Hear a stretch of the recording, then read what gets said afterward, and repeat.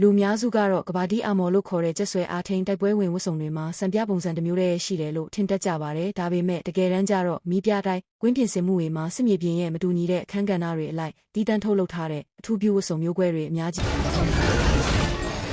ရှိပါတယ်ပထမဆုံးအနေနဲ့ Heavy Fortress တိုက်ဆက်လေးအကြောင်းကိုကြည့်ရအောင်ကျွန်တော်တို့ကတော့ဒါကိုရေလျားပန်ကားလို့ခေါ်ကြတာပေါ့အနာကိုကြည့်လိုက်ရင်ချိုတာပြီးအေးအေးဆေးဆေးရှိမဲ့မင်းကြီးတယောက်ကိုထင်ရပေမဲ့သူတိုက်ဆက်လေးရဲ့ကော့ပြစ်မောင်းနှင်ခန်းထဲကိုဝင်လိုက်တာနဲ့လူကတခြားစီဖြစ်သွားတာတကယ်ကိုအဲ့စရာပါဒီတိုက်ဆက်လေးမှာရန်သူတွေရှေ့တိုးမလာနိုင်အောင်အစမပြတ်ဖိအားပေးပစ်ခတ်နိုင်တဲ့အေယာမကက်တလင်တင်နက်ကြီးတက်ဆင်ထားပါတယ်ဒါအပြင်အဖွဲ့သားတွေနေရာရွှေ့ပြောင်းတဲ့အခါကာကွယ်ပေးဖို့အတွက်အဖွင့်ပိတ်လုပ်လို့ရတဲ့အဒီကယုံနေနေတိုင်းကာကြီးလဲပါဝင်ပါသေးတယ်တကယ်လို့ရန်သူနဲ့အနီးကပ်တိုက်ပွဲဖြစ်လာရင်တော့အဲ့ဒီတိုင်းကာကြီးဟာရန်သူတွေကိုတိုက်ရိုက်ဝင်ဆောင်ပစ်မဲ့ဘက်ထရီရန်တစ်ခုဖြစ်သွားတာပေါ့နောက်တစ်ခုကတော့စနိတ်ပါတိုက်တူည9ပါတာကတော့ဖေးအတွက်တီးတန်းထုတ်လုပ်ပေးထားတဲ့ကဘာတီ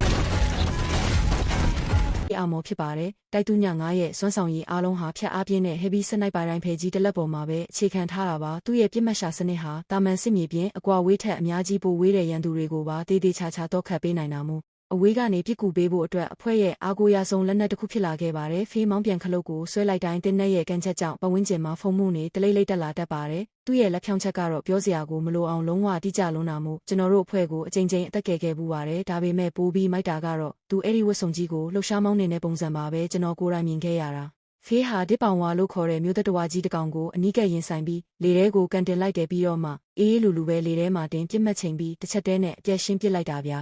နောက်ဆုံးတစ်ခုကတော့ control တိုက်ဆက်ဖြစ်ပါတယ်ဒီဝတ်စုံကတော့စစ်မြေပြင်ကိုထိန်းချုပ်ဖို့အတွက်တီးတန့်မှာပဲပြေးဝင်လာတဲ့မျိုးသက်တဝါတွေကိုနေရာတင်အသေးရက်သွားအောင်လုပ်နိုင်တဲ့အနီးကပ်ပစ်ပေါ်ကန်းပါဝင်တယ်လို့အရွယ်စားကြီးတဲ့ရန်သူတွေကိုချီနှောင်ထားနိုင်မဲ့ကြိုးပစ်လောင်ချလဲပါဝင်ပါတယ်ဒါမှသာရန်သူတွေရဲ့လှုပ်ရှားမှုကိုကန့်သက်ပြီးကျန်တဲ့ဖွဲ့သားတွေတိုက်ခိုက်နိုင်ဖို့လမ်းဖွင့်ပေးနိုင်မှာဖြစ်ပါတယ်